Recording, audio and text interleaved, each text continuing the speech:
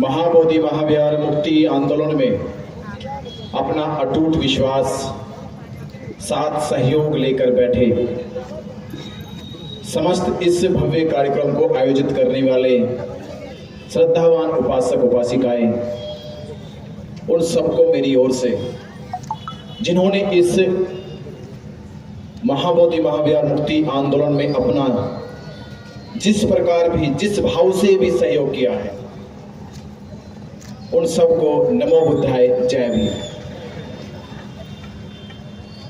महाबोधि महाविहार मुक्ति का आंदोलन जिसकी लड़ाई 134 साल से लड़ रहे हैं, 134 साल से तो लड़ाई लड़ रहे और 400 साल से महाबोधि महाविहार बौद्धों के हाथों से छीन लिया गया था 400 साल पहले। और 400 साल पहले ही महाबोधि महाविहार में यह कहकर कि भगवान बुद्ध विष्णु के अवतार है, जब 1607 ईस्वी में भारत में बौद्धों की संख्या नहीं थी, क्योंकि आज से 1000 वर्ष पहले ही भारत में से बौद्ध भिक्षुओं के कत्लेआम किए गए, क्योंकि बौद्ध धर्म की 3 पहचान थी। पहली बुद्ध की शिक्षा, दूसरे बुद्ध का भिक्षु संघ और तीसरी बुद्ध के बुद्ध विहार। ये बौद्ध धर्म के 3 पिलर थे। आज से 1000 वर्ष पूर्व ही बौद्ध भिक्षुओं के कत्लेआम हुए। भिक्षु को मारने के लिए इनाम रखे गए। जहां जहां मिलते थे बौद्ध भिक्षुओं के कत्ल किए जाते थे। बुद्ध विहारों को या तो मिट्टी में दफना दिया जाता था या उन पे कब्जा करके उन्हें देवी देवता घोषित कर दिया जाता था। हजारों बुद्ध विहारों पे कब्जा किया गया, हजारों बुद्ध विहारों को मिट्टी में दफनाया गया और बौद्ध शिक्षाओं के ग्रंथों को जलाया गया। ऐसे बौद्ध धर्म भारत में से खत्म नहीं हुआ और एक साथ नहीं हुआ, यह संघर्ष निरंतर चलता रहा। महाबोधि महाविहार जो सम्राट अशोक के सपनों का महाविहार था,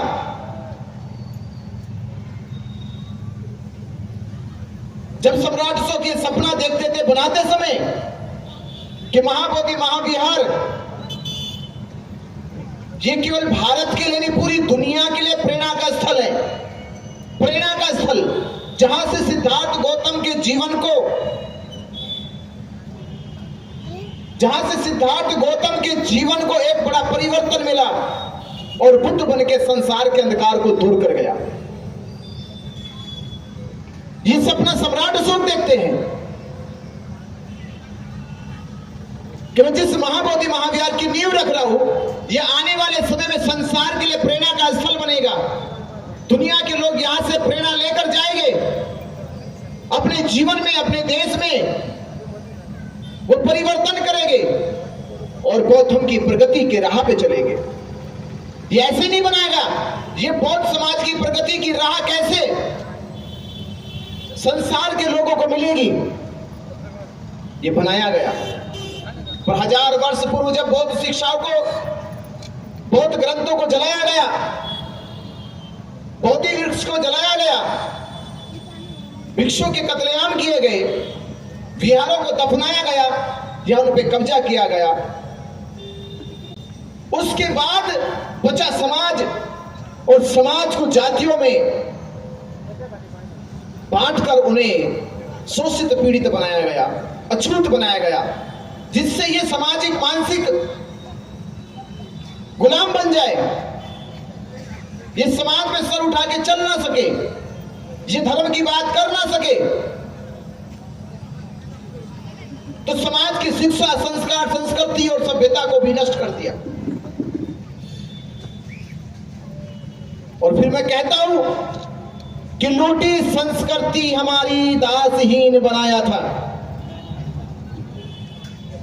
दुनिया के किसी भी समाज को, किसी भी संस्कृति और सभ्यता को अगर मिटाना है तो उसकी विरासत संस्कृति मिटा दो। कि लूटी संस्कृति हमारी दासहीन बनाया था, बहू बेटी और बच्चों को घर के बाहर जलाया था, आंखों से टपके आंसू कोई फरियाद सुन ना पाया था, होता रहा शोषण हमारा, कोई अल्लाह ईश्वर देवी देवता भगवान ना आया था। अरे लिया जन्म भीम ने जगत में, लिया जन्म भीम ने जगत में, पढ़ लिख कर अनूठा ज्ञान पाया था और तोड़ मनवादी जंजीरों को इस देश के शोषित पीड़ित समाज को आजाद कराया था।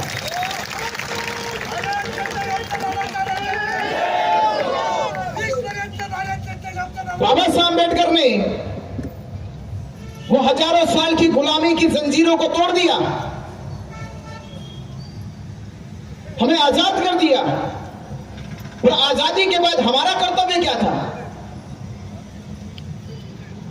कि बाबा साहब अम्बेडकर ने जो लड़ाई लड़ी इसलिए कि आप आजाद होने के बाद भी अपनी विरासत ना बचा सके, अपनी संस्कृति को ना बचा सके, अपने मूल धर्म की जड़ को ना बचा सके। क्या इसीलिए आजादी मिली हमें? क्या बाबा साहब अम्बेडकर ने जो संघर्ष किया, बाबा साहब अम्बेडकर ने अपने 4 बच्चों को हमारी आजादी के लिए कुर्बान कर दिया? क्या माता रमाबाई ने जो त्याग किया था, जो दुख सहन किया था, जो कम उम्र में ही संसार से विदा हो गई, हमने क्या माता रमाबाई के त्याग का कर्ज उतारा? क्या बाबा साहब अम्बेडकर जी के सपनों का भारत बनाया? क्या सम्राट अशोक के सपनों का भारत बनाया? 76 साल पहले, आज से 76 साल पहले 6 जुलाई 1949 को यह बीटी एक्ट बनाया गया।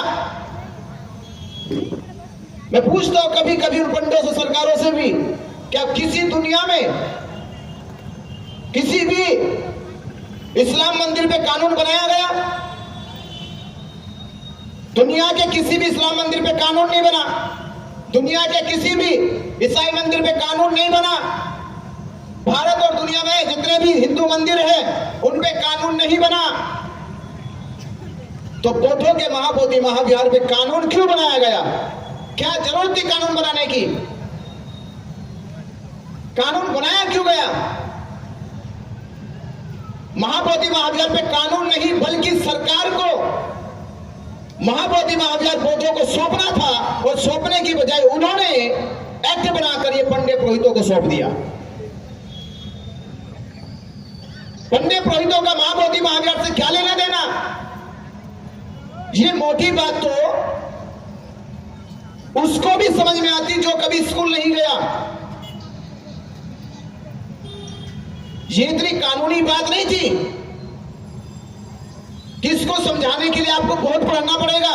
ये मोटी बात सबको समझ में आती है। मस्जिद है तो मुसलमानों की, हिंदू मंदिर है तो हिंदू पुजारियों का, गिरजाघर है तो ईसाइयों का, जैन मंदिर है तो जैनियों का, गुरुद्वारा है तो सिखों का, और बौद्ध विहार है तो बौद्धों का। ये मोटी सी बात दुनिया को समझ में आती है, पर भारत की सरकार को समझ में नहीं आया। 76 साल पहले, 76 साल पहले ये बात ना तो डॉक्टर राजेंद्र प्रसाद को समझ में आई, ना पंडित जवाहरलाल नेहरू को समझ में आई, और ना आज ये बात मोदी और नीतीश को समझ में आ रही है। ये मोटी बात समझ में नहीं आ रही। और क्यों समझ में नहीं आ रही? इसका कारण ये है कि महाबोधि महाविहार की इस बात को समझाने वाले लोग नहीं है।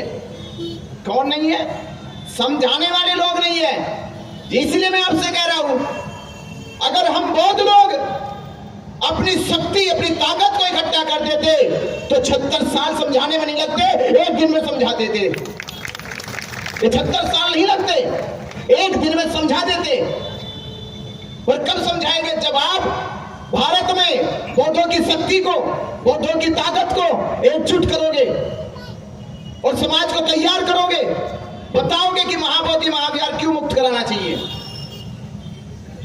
कोई पूछे आपसे क्यों मुक्त कराना चाहिए, क्या जवाब दोगे उन्हें? और क्या जवाब दोगे उन्होंने जो 400 साल पहले ये कहकर महाबोधि महाविहार तथागत बुद्ध की प्रतिमा और बुद्ध जो है विष्णु के अवतार हैं, कैसे जवाब दोगे उनको? तो मैं वो आपको बता रहा हूं। पहले तो उन्होंने भगवान बुद्ध को विष्णु का अवतार कहा, तो मैं आपको 4 चीजें बताऊं, 4 बातों से जवाब देना। पहला जवाब तो यह देना बाबा साहब अम्बेडकर जी का, उनसे कहना और सरकार से कहते हैं कि बाबा साहब डॉक्टर अम्बेडकर जी ने जो संविधान लिखा था देश का, जो संविधान लिखा था देश का, संविधान सभा में बाबा साहब अम्बेडकर जी के संविधान को पास करने के लिए यह माना कि बाबा साहब अम्बेडकर जी ने जो संविधान लिखा है उस संविधान पे शक नहीं किया जा सकता, संदेह नहीं किया जा सकता। और जब शक और संदेह नहीं किया गया तो उस समय संविधान सभा के 389 पार्लियामेंट मेंबरों ने अपने सिग्नेचर करके कहा कि बाबा साहब ने जो संविधान लिखा वो सही है। इसका मतलब यह हुआ कि 389 सांसदों की बात अकेले बाबा साहब अम्बेडकर जी के बराबर है। 389 सांसदों की बात अकेले बाबा साहब डॉक्टर अम्बेडकर जी के बराबर है। और बाबा साहब अम्बेडकर जी के लिखे संविधान को आज भारत के प्रधानमंत्री भी मानते हैं, देश के राष्ट्रपति भी मानते हैं, देश का सर्वोच्च न्यायालय भी मानता है, और देश में जितने भी राज्य और राज्य के मुख्यमंत्री है वो सब बाबा साहब अम्बेडकर जी के संविधान को मानते हैं। इसका मतलब यह है कि बाबा साहब अम्बेडकर जी जो कहते हैं उसको पूरा देश मानता है। इससे बड़ी गवाही क्या होगी कि बाबा साहब अम्बेडकर जी की कही बात को पूरा देश मानता है।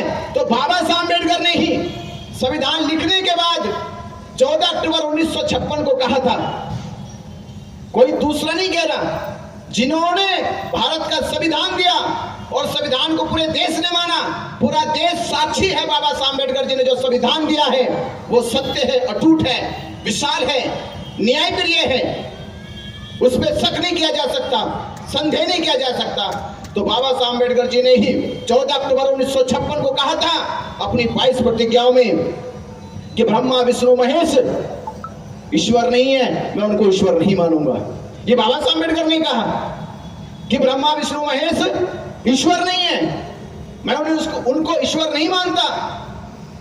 और दूसरी सबसे बड़ी बात जो हम ये कहते हैं कि महाबोधि महाविहार बुद्ध का है और बुद्ध को उन्होंने विष्णु का अवतार कहा, 22 प्रतिज्ञाओं में ही बाबा साहब अम्बेडकर ने कहा कि भगवान बुद्ध विष्णु के अवतार है, भगवान बुद्ध विष्णु के अवतार है। मैं इस बात को झूठ मानता हूं, मैं इस बात को भ्रामक प्रचार मानता हूं, और जिन्होंने इसका भ्रामक प्रचार किया वो सबसे बड़े मूर्ख है। बाबा साहब अम्बेडकर ने कह दिया, जिन्होंने इस भ्रामक बात का प्रचार किया कि भगवान बुद्ध विष्णु के अवतार है वो मूर्ख लोग हैं, मूर्खतापूर्ण प्रचार किया गया।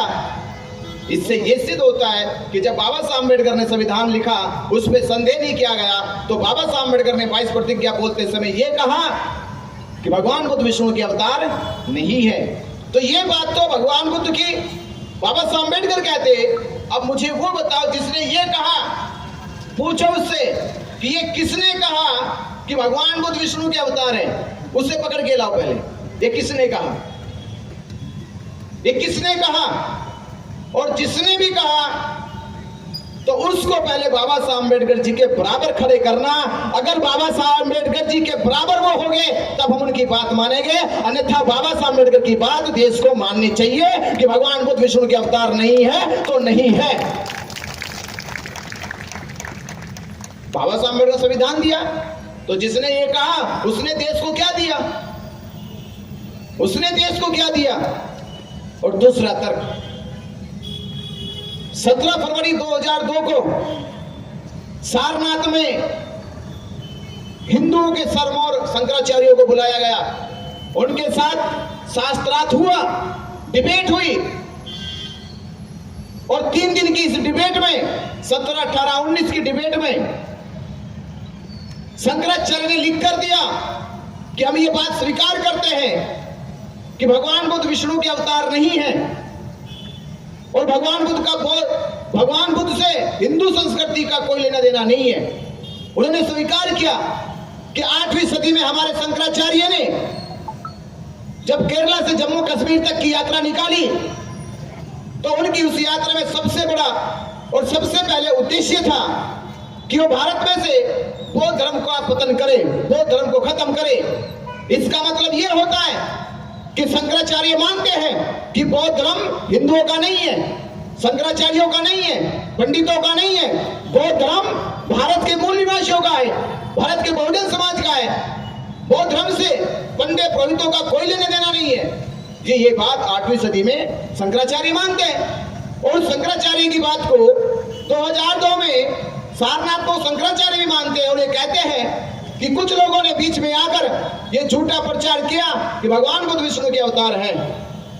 यानी इस बात को भी माना जाना चाहिए कि हिंदुओं के सिर में और शंकराचार्य है और शंकराचार्य से बड़ा पद हिंदू धर्म में किसी का नहीं है, दूसरा पद किसी का नहीं है। तो ये बात माने जाने चाहिए। और तीसरी बात ये कि भगवान बुद्ध अगर विष्णु के अवतार है तो आपने जब राम को अवतार कहा, जब आपने राम को अवतार कहा तो पूरे देश में रामायण पढ़ाई। जब आपने राम को अवतार कहा तो पूरे देश में रामायण पढ़ाई। जब आपने कृष्ण को अवतार कहा तो गीता महाभारत पढ़ाया। अब बुद्ध को विष्णु का अवतार कहते हो तो त्रिपिटक क्यों नहीं पढ़ाया?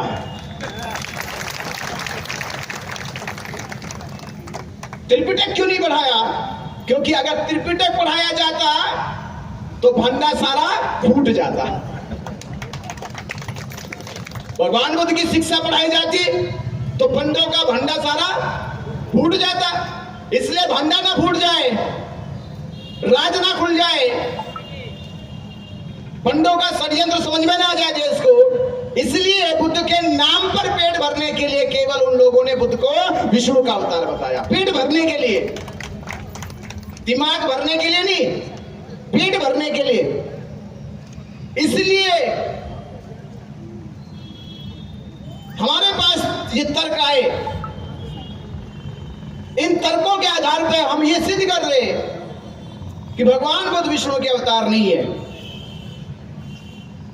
और एक चीज और बताऊं मैं अवतार की, चौथी बात, 3 बात हुई, चौथी बात ये, अवतार का अर्थ होता अवतरित होना, जैसे का तैसा।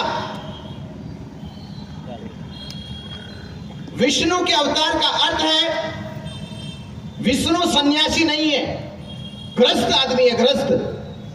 हिंदू शास्त्रों के अनुसार वो ग्रस्त है, राम ग्रस्त है, कृष्ण ग्रस्त है, पर बुद्ध ग्रस्त नहीं है, वो सम्यक संबुद्ध है।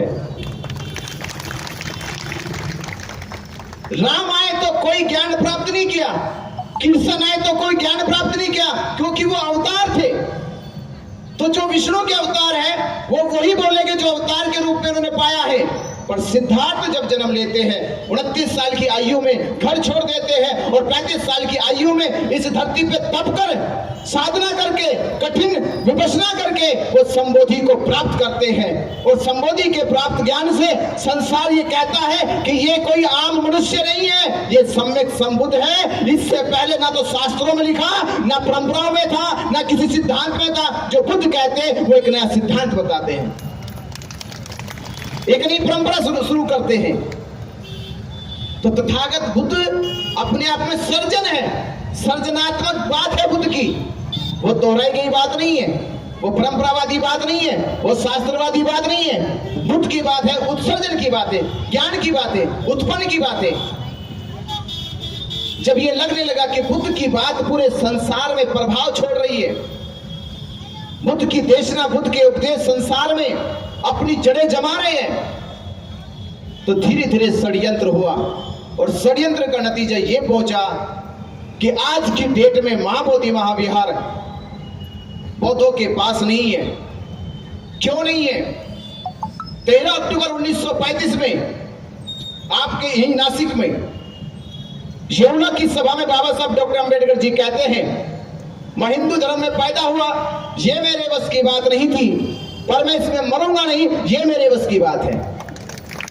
मैं मरूंगा नहीं, ये मेरे बस की बात है।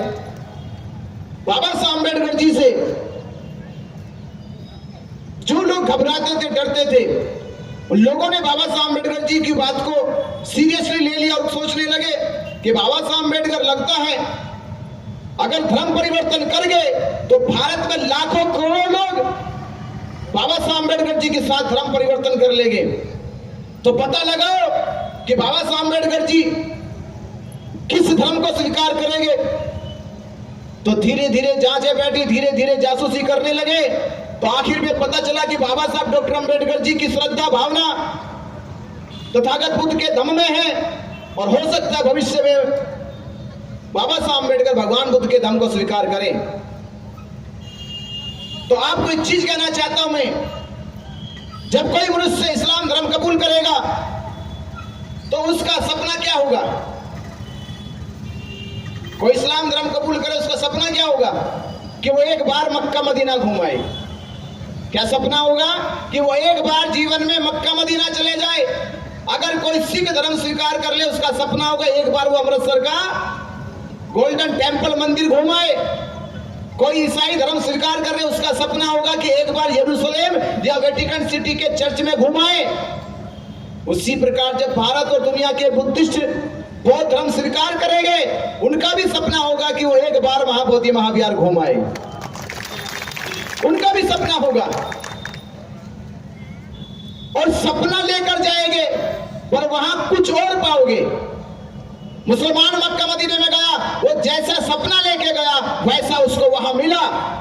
जैसा ईसाई सपना लेके गया उसको यरूशलेम वैसा मिला। जैसा सिख सपना लेके गया वैसा उनको गुरुद्वारा मिला। पर जब हम बौद्ध महाबोधि महाविहार सपना लेकर गए कि महाबोधि महाविहार वैसा होगा, वैसा हमको नहीं मिला। वहां पंडा पुरोहित मिला, वहां पर पिंडदान श्राद्ध के नाम पर कर्मकांड पाखंड मिला। इसका मतलब यह है कि बौद्धों की आस्था के साथ, उनके विश्वास के साथ, उनकी भावनाओं के साथ अन्याय हुआ, खिलवाड़ हुआ। तो बौद्ध समाज कब तक बर्दाश्त करेगा? कब तक बर्दाश्त करेगा? बौद्ध धर्म में धर्मगुरु भिक्षु होते हैं, महंत नहीं होते, पंडे नहीं होते। तो सरकार जब एक्ट बना रही थी तो एक्ट बनाते समय उनको मालूम नहीं है कि बौद्ध धर्म में महंत शब्द नहीं होता, बौद्ध धर्म में पंडे शब्द नहीं होता। बौद्ध धर्म में बौद्ध धर्म गुरु को भिक्षु कहा जाता है, भंते कहा जाता है, महंत और पंडे नहीं कहा जाता। ये बात सरकार को समझ में नहीं आई उस समय। क्यों समझ में नहीं आई? ये षड्यंत्र क्यों हुआ? क्योंकि बाबा साहब अम्बेडकर जी ने ये जो घोषणा कर दी थी, ये घोषणा हो गई कि मैं हिंदू धर्म में मरूंगा नहीं। तो उन लोगों ने जब पता किया कि बाबा साहब बौद्ध धर्म स्वीकार करने वाले हैं, तो उन्होंने दीक्षा लेने से पहले ही महाबोधि महाविहार को अपने कब्जे में ले लिया। और कब्जे में कैसे लिया? सरकार कैसे मिली हुई थी? बाबा साहब अम्बेडकर जी संविधान सभा में संविधान लिख रहे और संविधान लिखने का काम करीब करीब पूरा हो चुका था। संविधान लिखने का काम करीब करीब पूरा हो चुका था और संविधान सभा के थे अध्यक्ष डॉक्टर राजेंद्र प्रसाद। उस समय डॉक्टर राजेंद्र प्रसाद संविधान सभा के अध्यक्ष थे और वो जानते थे कि बाबा साहब अम्बेडकर संविधान लिख रहे आजाद भारत का। बाबा साहब अम्बेडकर संविधान लिख रहे आजाद भारत का, और भारत में जो भी कानून बनाया जाएगा, जो भी नियम बनाया जाएगा, वो संविधान लागू होने के बाद बनाया जाएगा, जोड़ा जाएगा। क्योंकि संविधान देश के प्रत्येक नागरिक को, जाति को, मजहब को, समाज को, संप्रदाय को, समूह को, हर वर्ग के लोगों को न्याय दे रहा है। डॉक्टर राजेंद्र प्रसाद जानते हैं, पंडित जवाहरलाल नेहरू जानते हैं। उसके बावजूद भी, ये जानकारी होने के बाद भी बाबा साहब अम्बेडकर ने संविधान सभा में 26 नवंबर 1949 को संविधान पेश किया और 26 जनवरी 1950 को संविधान देश में लागू किया गया। तो संविधान 26 नवंबर 1949 को संविधान सभा में पेश हुआ। संविधान पेश होने से 4 महीने 20 दिन पहले बिना बाबा साहब अम्बेडकर जी के बात किए, बिना बाबा साहब अम्बेडकर जी से राय मशवरा किए, बिना सलाह लिए 4 महीने पहले जल्दीबाजी करके बीटी एक्ट कानून क्यों बनाया गया? जब देश में संविधान लिखा जा रहा है, संविधान सभा में पास होने वाला है, तो संविधान पास होने से पहले, संविधान को पेश करने से पहले ही ऐसी कौन सी जल्दी थी? जो जल्दी 400 साल में नहीं दिखाई, जो जल्दी 100 साल में नहीं दिखाई, वो जल्दी 4 महीने में क्यों दिखाई गई?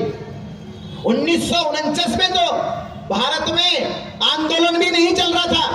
1949 में आंदोलन नहीं चल रहा था क्योंकि अनागारिक भी आंदोलन को चला के चले गए थे 1891 में। 1920 तक आंदोलन देश में तीव्र गति से चल रहा था, पर 1949 में तो नहीं चल रहा था। 1949 में तो मोर्चे भी नहीं निकल रहे थे, 1949 में तो धरने भी नहीं दिए जा रहे थे।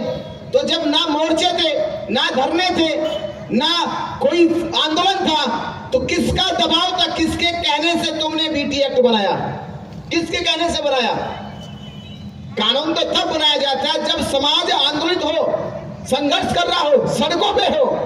इसका मतलब ये सोची समझी साजिश थी कि महाबोधि महाविहार पे कानून बनाया जाएगा।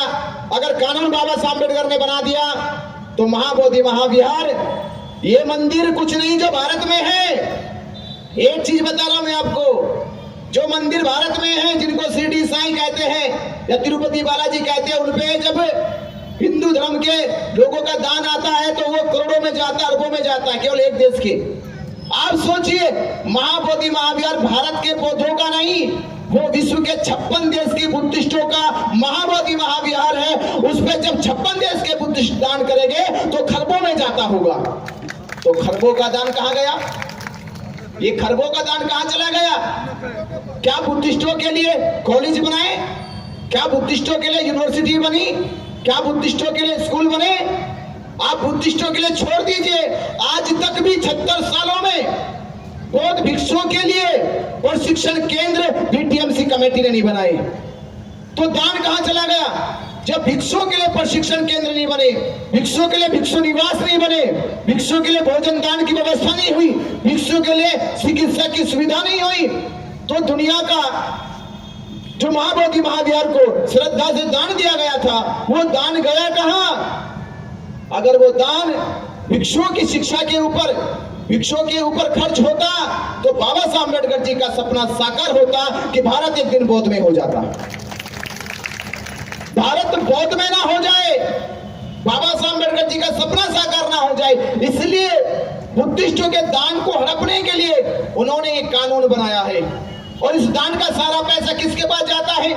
जब कमेटी बनाई जाती है, जब कमेटी का रूल बनाया जाता है तो लोकतांत्रिक होता है, डेमोक्रेटिक होता है। बीटीएमसी कमेटी में 9 सदस्य हैं। कितने? 9? याद करो कितने सदस्य हैं? 9 लोग हैं। तो 9 लोग में 4 हिंदू, 4 बुद्धिस्ट और 1 है गया जिले का डीएम। ये बात इतनी अचंभित नहीं है, अचंभित बात जो वो बता रहा हूं मैं। 4 बुद्धिस्टों का चुनाव हर तीसरे साल होता है। 4 बुद्धिस्टों का चुनाव हर तीसरे साल होता है। जो 4 हिंदू हैं उनमें 3 हिंदुओं का चुनाव हर तीसरे साल होता है। डीएम जो होता है उसका भी ट्रांसफर हो जाता है, यानी 8 लोग तो हर तीसरे साल बदल जाते हैं। और एक जो नौवा महंत है, जिसको महंत रखा गया बीटीएमसी कमेटी के अनुसार या बीटी एक्ट के अनुसार, आज तक महंत को बदला नहीं गया। महंत को ऐसे जिम्मा दे दिया सरकार ने जैसे किसी को प्राइवेट लिमिटेड कंपनी बना के दे देते, ऐसे बना के दिया गया है। इसका मतलब यह है कि सरकार के इशारे पे महाबोधि महाविहार पूरी तरह से सरकार के संरक्षण में महंत को सौंपा गया है और महंत के खिलाफ कोई आंदोलन ना चलाए, इसलिए डीएम को वहां चेयरमैन बनाया गया कि अगर महंत को कोई कुछ कहे तो डीएम कार्रवाई करेगा। ये कानून बना, पर ये कानून जब बना था जब भारत में बौद्ध नहीं थे। ये एहसास मैं आपको करा रहा हूं कि जब ये कानून बना तब भारत में बौद्ध नहीं थे। आज भारत में बौद्ध है तो कसम खाओ ये कानून नहीं रहेगा भारत में।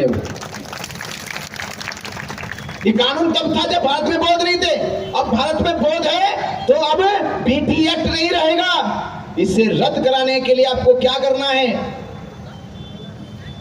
12 तारीख 12 फरवरी 2025 को धरना शुरू हुआ।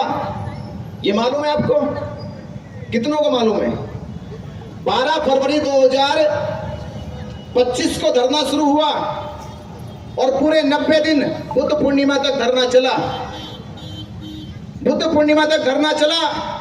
सरकार ने साजिशें रची और 9 मई को साजिश के तहत ये कहकर कि भारत पाकिस्तान का युद्ध हो रहा है और धरना स्थगित कर दो, और धरना स्थगित कराने के लिए हमारी ही टीम के ऊपर दबाव बनाकर, उन्हें डराकर धमकाकर उनसे धरना स्थगित कराने की घोषणा करा दी।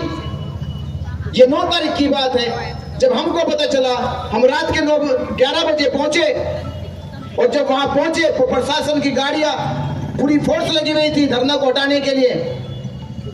हमने जाके उनसे ये कहा कि ये धरना केवल बल्ली का नहीं है, तिरपाल का नहीं है, ये धरना भारत के लाखों बुद्धिस्टों की आस्था और विश्वास का है, 134 साल की उम्मीद का है। ये इसे ऐसे हटा नहीं सकते।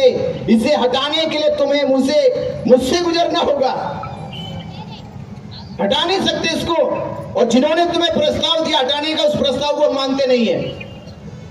और भारत पाकिस्तान का युद्ध हो रहा। मेरे आपसे 3 सवाल है, 3 सवाल के जवाब दे दो।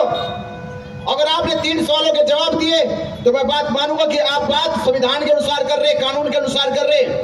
पहला सवाल यह था, उस समय इंस्पेक्टर डीएसपी, उससे हमने कहा कि मुझे यह बताओ, क्या भारत पाकिस्तान के युद्ध की सीमा, भारत पाकिस्तान के युद्ध की सीमा क्या बोध गया में है?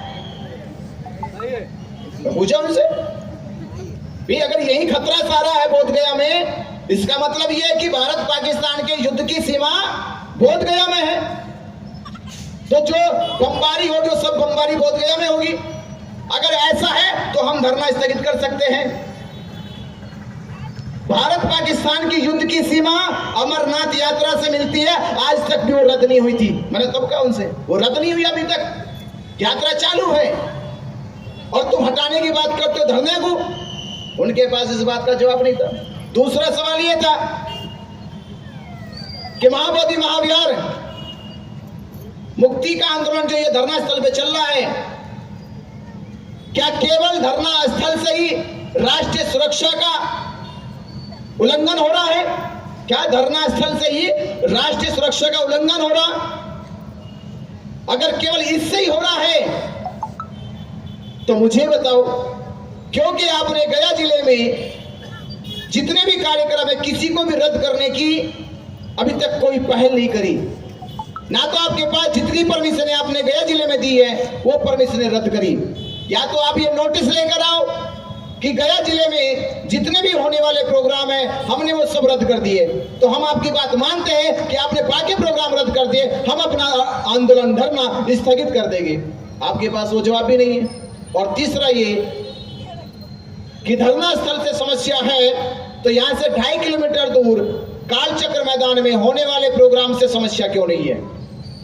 तो 2.5 किलोमीटर दूर था, 2.5 किलोमीटर दूर कालचक्र मैदान में जो कार्यक्रम आप लोगों ने बीटीएमसी को दिया है उसकी परमिशन अब तक रद्द नहीं हुई। इसका मतलब ये है कि राष्ट्रीय सुरक्षा को कोई दिक्कत नहीं है, राष्ट्रीय सुरक्षा को कोई दिक्कत नहीं है। दिक्कत है यहाँ के महंत को और वहां की सरकार को, किसी को दिक्कत नहीं है। उस रात धरना नहीं हटा क्योंकि उनके पास सवालों के जवाब नहीं थे।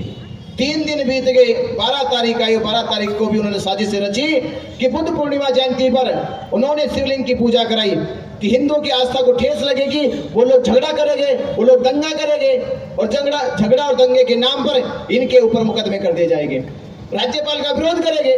नहीं तो आप सोचिए, बुद्ध पूर्णिमा पे जहां पूरी दुनिया बुद्ध की पूजा करती है, उस दिन एक मुसलमान राज्यपाल से शिवलिंग की पूजा कराई जा रही, जबकि कोई भी मुसलमान अपने धर्म के खिलाफ नहीं जा सकता, अपने धर्म के इल्म के खिलाफ नहीं जा सकता, क्योंकि जब उसको आयत दी जाती है तो पढ़ाया जाता है इस्लाम धर्म के अलावा किसी की पूजा नहीं कर सकते, अल्लाह के अलावा किसी के सामने सर नहीं झुका सकते, मस्जिद के अलावा किसी के यहाँ सर अदा नहीं कर सकते।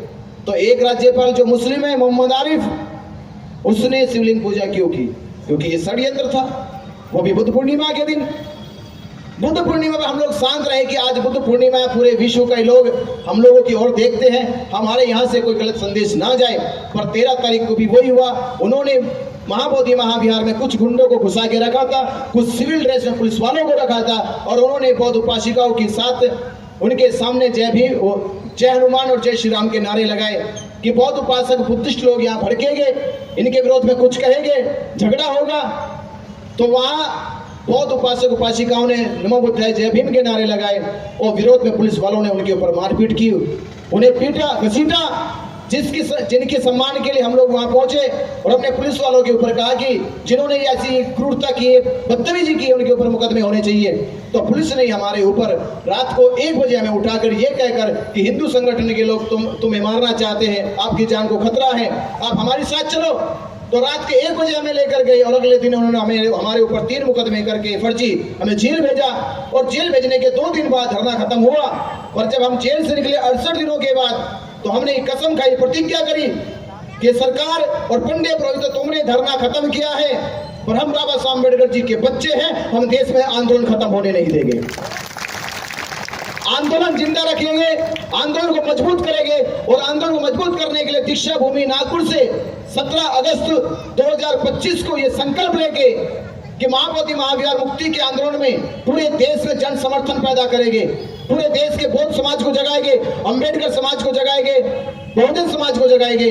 तो वो यात्रा 17 अगस्त से चालू हुई और 2 सितंबर को चैत्य भूमि पहुंच रही है, परम पूज्य बाबा साहब डॉक्टर अंबेडकर जी की अस्थियों को नमन करने के लिए। तो ये आंदोलन है देश भर में जागरूक करके समाज को एकजुट करना। और मैं एक चीज और कहता चलता आपसे, अगर वो लोग हमारे प्रति संवेदनशील होते, अगर वो उनके प्रति सरकार को ये लगता कि बौद्धों के साथ न्याय होना चाहिए, तो मैं आपको बताना चाह रहा हूं, जब आपकी ताकत देश में बढ़ने लगी, ये लगने लगा कि पूरे देश में महाबोधि महाविहार मुक्ति का आंदोलन पूरी तेज गति से चल रहा है, समाज एकजुट हो रहा है, तो उन लोगों ने 25 लोगों की कमेटी बनाई। मालूम है आपको? कितनों को मालूम है? एक कमेटी और बनाएगी 25 लोगों की। तो 25 लोगों की कमेटी में किनको लिया गया? भारत के बाहर 10 देश के लोगों को लिया गया, भारत के अंदर 15 लोगों को लिया गया।